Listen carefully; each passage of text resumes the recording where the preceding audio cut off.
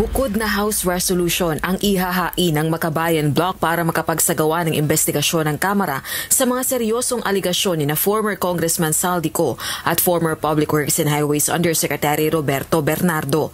Partikular na ang pagkakadawit ng mga palace official sa kickback scheme sa mga proyektong infrastruktura ng pamahalaan. Anila hindi lusot sa kontrobersya si Pangulong Ferdinand Marcos Jr. Noong una pa lang lumabas yung mga serious allegations doon sa video na nailabas, ay nanawagan na kami ng investigasyon tungkol dito. Hindi lang yon, pero lahat ng insertions sa 2024 budget at kung kailangan yung mga nakaraang pang budget ay imbestigahan, dapat itong imbestigahan. Mag-aay ng Makabayan ng resolusyon para sa investigasyon nung mga pahayag ni Zaldico, yung mga pahayag ni Yusek Bernardo, at least as reported by Senator Ping Lacson, no?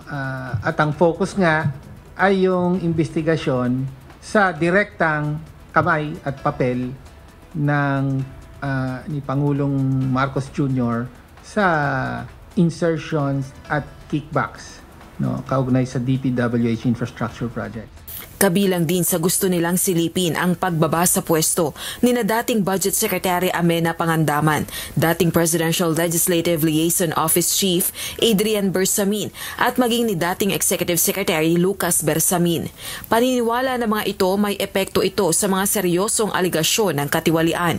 Gate din na mga ito hindi marapat na sabihing walang kinalaman si PBBM sa kontrobersya.